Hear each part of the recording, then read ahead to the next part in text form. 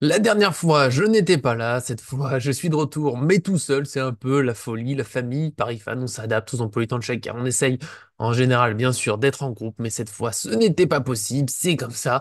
Je vais donc débriefer ce petit Orléans PSG tout seul, faire un petit point mercato aussi. Normalement, c'est dans le titre. Ekitike, Eleni, Yoro. Voilà les dernières nouvelles qu'on a eues finalement. Il y a eu, bon, il y a Mukele toujours, mais je le dis tout de suite, bah, il se passe un peu rien. C'est bloqué. Voilà. Donc, il a pas joué, c'est tout ce qu'on sait, mais normalement, c'est pour une petite blessure. En tout cas, voilà, on va faire le point sur tout ça. Avant ça, bien sûr, bonne année 2024. J'allais pas oublier ce petit défi que je me suis lancé. Et bien sûr, n'oubliez pas le petit j'aime sur la vidéo, ça fait toujours du bien, ça nous aide. Donnez-nous aussi des idées, des suggestions sur comment nous améliorer, comment grandir encore. Et évidemment, abonnez-vous, activez la cloche pour ne rien manquer de nos vidéos.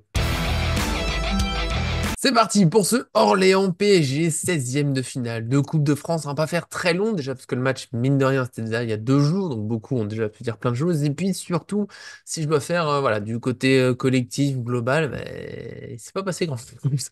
Enfin si, il y a des choses, c'était pas un mauvais match, mais voilà, je crois qu'on est tous assez d'accord pour dire que c'était un peu ennuyeux. C'était pas forcément mauvais, je vais peut-être développer un peu là-dessus.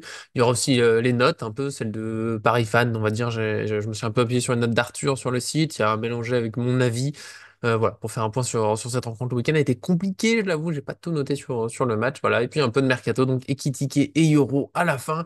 Je vais essayer de mettre le petit truc là dans la barre. Si vous voulez directement en mercato, je comprends. Il n'y a pas de souci. Allez-y, évidemment. Puis si vous voulez tout voir, bah, voilà, on s'installe, on est parti. Prenez une petite tasse de thé, un fruit, une pomme. Voilà.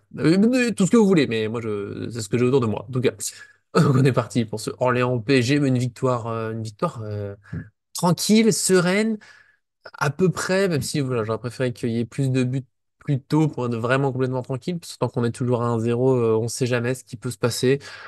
Mais voilà, c'est le match, je pense qu'on n'en retiendra pas grand-chose. C'était contre Orléans, un club de national, on va quand même faire des notes, parce qu'on est gentil, on vous aime bien, mais donc, on peut pas trop se fier à ce qu'il y avait en face, voilà. Et puis au final, le PSG était tranquille. Voilà. Pour moi, c'est typiquement le genre de match. Dans 2 semaines, on l'aura oublié. On saura juste que le PSG s'est qualifié. Dans 2 semaines environ, il me semble, là, comme ça de tête. On sera bah, dans 2 semaines et, peut-être, et 2 jours, on jouera le huitième de finale contre Brest, troisième de Ligue 1, qu'on affronte ce week-end. Ça va être bien plus palpitant, non, comme tour de coupe et déjà comme match de Ligue 1 ce dimanche, qu'on évoquera bien sûr sur la chaîne. Pas besoin de se faire de l'autopub.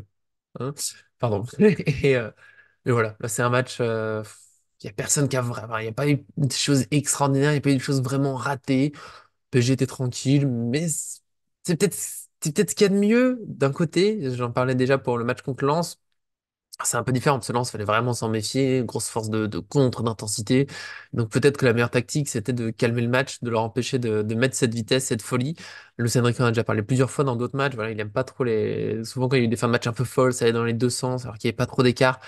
Ça lui a pas plu, il a souvent parlé du contrôle qu'il aurait préféré. Et je pense que c'est l'idée qu'on a globalement. Alors, on le savait aussi quand il a signé, hein, c'est pas toujours un foot spectaculaire. Enfin, c'est pas spectaculaire au sens plein d'occasions. Après, si on aime la maîtrise du ballon, les déplacements, il y a un côté spectaculaire quand on sait à quel point c'est dur à mettre en place. Je peux dire que c'est très dur à mettre en place. Donc, dans tous les cas, bravo à ce que fait Lucien Enrique, parce qu'il est arrivé il y a pas si longtemps que ça, et on voit un PSG, voilà, on voit une idée claire, des choses qui se mettent en place, des joueurs qui changent un peu de poste, on va en reparler.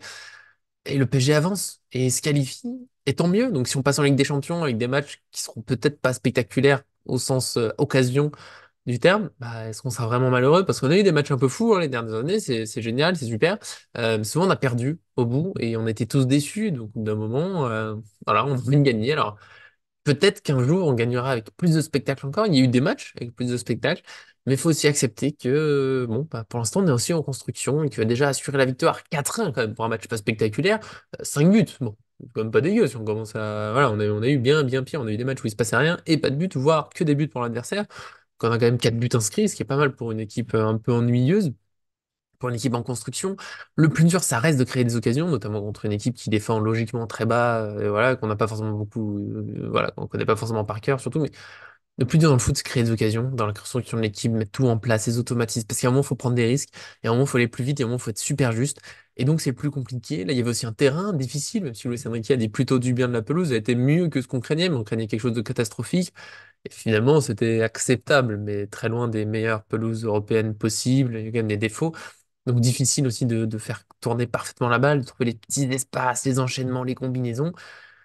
Et du coup, est-ce que c'était peut-être mieux d'avoir ce match un peu ennuyeux, mais avec un PSG qui a été quand même très sérieux. C'était pas ennuyeux, on sait pas trop où ça va, machin. Non, non, le PSG, j'aime bien ce qu'il faisait. On faisait tourner la balle au maximum. Et des fois, c'est ce qu'il y a de mieux, notamment cette Coupe de France. On est à l'extérieur, on a l'adversaire qui est surmotivé, un exploit possible, les supporters qui sont à fond au début, les joueurs qui sont prêts à courir, à tout donner, et la moindre occasion qui peut tout enflammer. On sait sur ces matchs. Dès qu'on est un peu le favori, et encore plus dans la Coupe de France, suffit d'une occasion, une frappe un peu dangereuse, un corner, une tête, un but sur une bêtise. Et ça devient fou, ça devient beaucoup plus dur parce qu'en face, ils sont surboostés, ils sentent plus la fatigue, alors que là, le grand avantage d'un club professionnel, bon, Orléans est aussi professionnel, mais voilà, le PSG, c'est encore au-dessus, parce qu'on sait Ligue des Champions, c'est les joueurs qui jouent des Coupes du Monde, bah, c'est la gestion de la fatigue, la gestion du match, l'expérience, les émotions. Et du coup, c'est ce qu'ils ont fait, ils ont gardé la balle, on en parlera après, il y a des joueurs qui ont, pour moi, pris zéro risque, mais peut-être que c'était la consigne, gardez la balle, exemple, jouez simple, jouez simple, jouez simple, on va trouver les ouvertures, on a les attaquants pour, ça aussi, on va en reparler, et ça viendra, et c'est venu. Donc, ouais, voilà, moi je finirai là-dessus là. Bon, j'aimerais bien qu'on puisse me répondre, mais c'est comme ça aujourd'hui, je suis tout seul. Donc vous, dans les commentaires, dites-moi au maximum, est-ce que vous comprenez cet avis? Ou j'en veux pas vraiment au PSG, on s'est ennuyé un peu, mais en même temps, c'est maîtrisé, c'est bien fait. On a pris un but, oui, mais c'était à 3-1, enfin à 3-0 du coup, mais quand le match était quasiment fini, il y a peut-être eu du relâchement, un peu trop, parce que but sur corner, oh là, la balle qui passe un peu au milieu de tout le monde, il y a un raté, c'est clair, mais on n'a jamais eu peur. Le PSG a ouvert le score assez vite, il a maîtrisé, il a géré. Donc voilà, c'est plutôt réussi, pas de blessure, on se fatigue pas à l'excès, à avoir couru dans tous les sens, on a gardé la balle.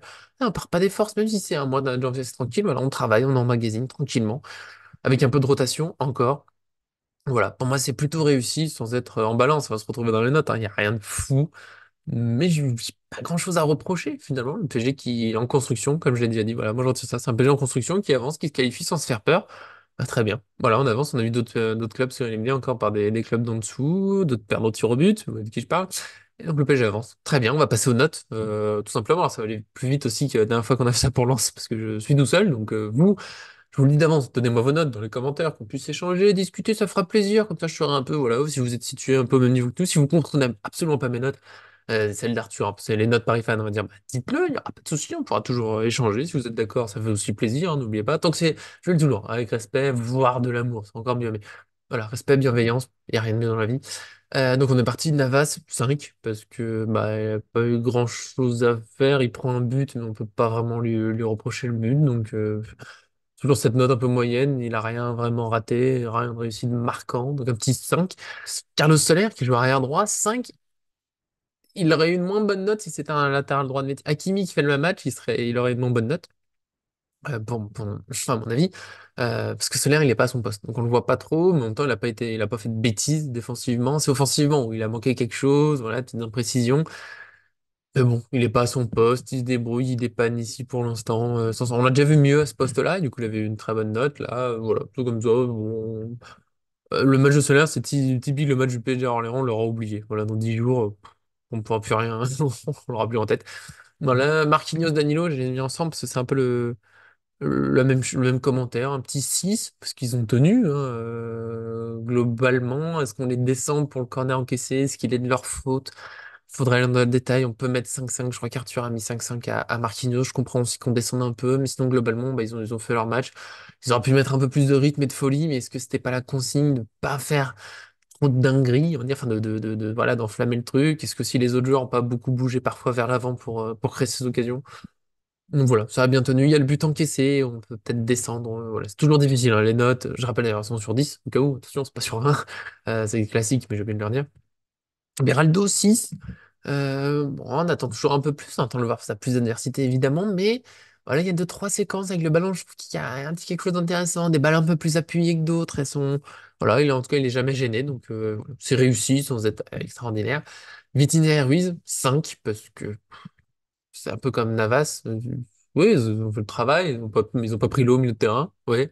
Offensivement, ils n'ont pas apporté grand-chose. Ils n'ont pas vraiment raté non plus, mais c'est juste qu'ils ont fait tourner la balle très simplement. Et c'est notamment eux, je me demande si c'était pas juste la consigne.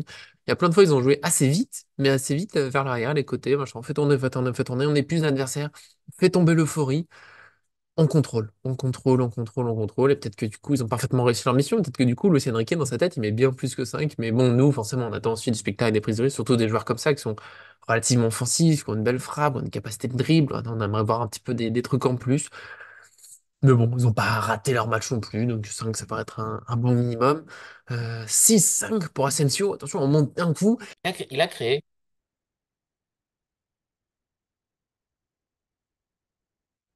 C'est bien, c'est pas si mal. Il a rempli sa mission en fait. Voilà, créer des occasions. Bon, il a pas marqué de but, mais on peut marquer à chaque fois. Heureusement qu'il était là, on va dire, pour qu'il se passe un peu plus de choses devant. Donc voilà, match plutôt réussi. Je mets un petit plus parce que lui, il a osé, tu vois, il a créé, il a apporté. Très bien. 6-5 pour Ramos. Est-ce que c'est osé? Est-ce que je suis complètement fou? Je sais qu'on l'a pas beaucoup vu, mais je sais pas, j'ai une passion pour regarder les attaquants, les buteurs qui touchent pas beaucoup la balle en me disant, mais est-ce qu'il bouge ou pas? Et je trouve qu'il fait plein d'appels super intéressants. Quand il a le ballon, enfin, je trouve qu'il fait des choses vraiment pas mal. Il marque un but. De toute façon, ça booste la note, forcément. On va dire qu'il était à 6 ou 5-5, bah, un but de la tête. Qu'est-ce que ça fait du bien au PSG, des buts de la tête comme ça? Un but de buteur. J'arrive au second poteau, il y a une bordement, je suis là, bam! Donc tant mieux. Et puis il fait toujours les efforts pour tout le collectif. Ça compte aussi dans ces matchs. Faut savoir être solide. Donc voilà, je continue d'aimer Ramos. J'espère toujours qu'on le verra plus, même si j'ai des craintes que non, parce que je pense que Mbappé, Barcola, Dembélé, ça va continuer. Donc pour moi, Ramos a quand même vraiment son mot à dire. On verra ce que ça donne par la suite. Kolo Muani, 5. J'ai failli mettre en dessous parce que bon bah il se bat, c'est bien. Avec le ballon, je trouve qu'il a un peu plus la balle que Ramos, mais il apporte pas plus. C'est ce que je veux dire dans le rapport. Il n'y a pas grand-chose, mais il y a la passe décisive pour Mbappé, on a une touche de balle qui est assez jolie, voilà, qui remonte un peu le truc, sinon je pense que j'étais à 4 plutôt. Mais il y a cette passe décisive qui est sympa, qui lance le match, hein, on ouvre le score, donc tant mieux.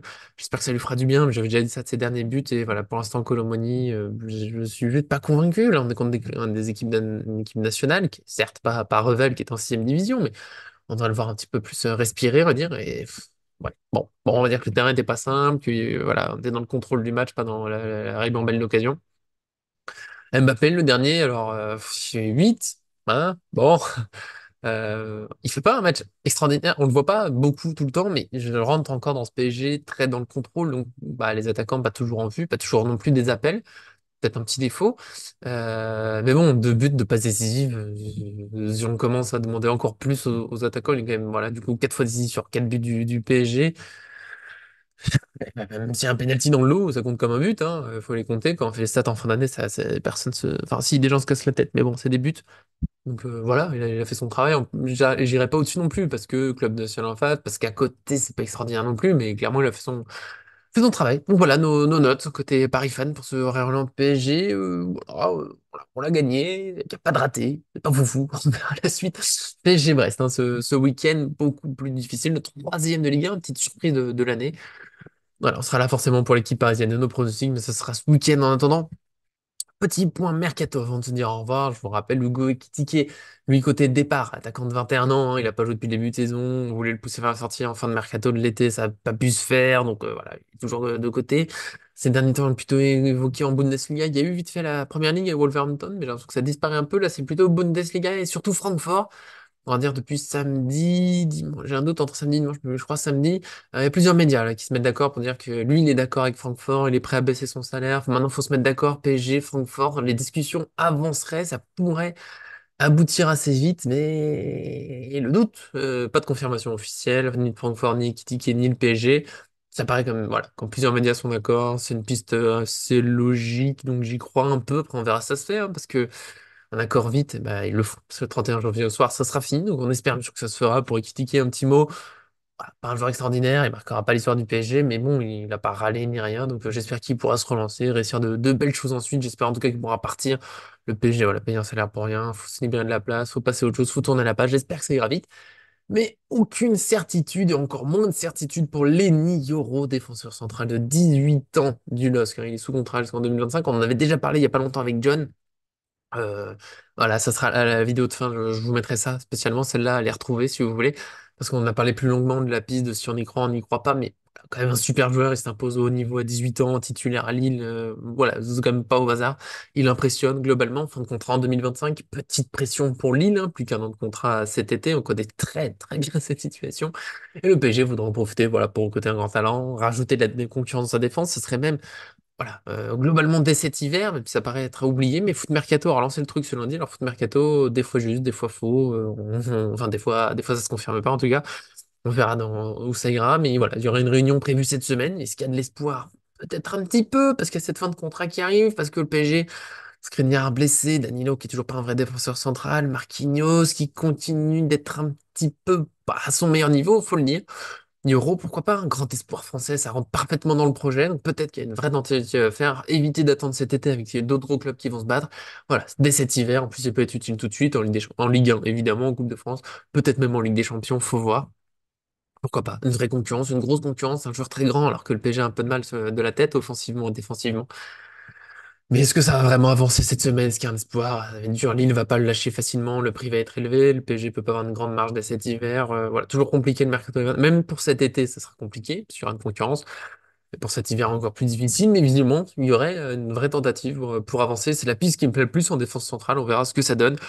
Vous, bien sûr, donnez vos avis, critiquez. Bon, tout le monde est assez d'accord sur le fait qu'il faut partir, même si on pourrait souhaiter encore que ça impose au PG. Voilà, la situation est tellement claire que, évidemment, il faut partir.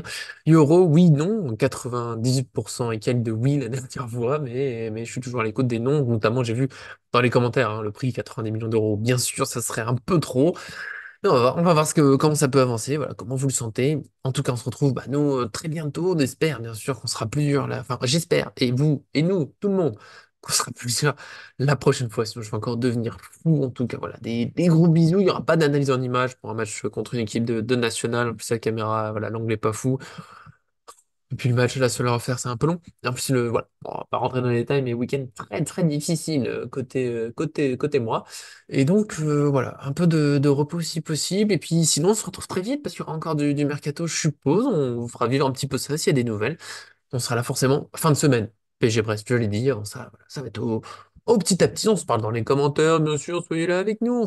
On fait tous des gros bisous. Je sais que ceux qui pouvaient pas être là, hein, John, Nola, Arthur, tout ça, sont désolés. On vous fait bien sûr des bisous. On se retrouve très bientôt. Merci à tous qui nous suivent et à très bientôt sur cette chaîne.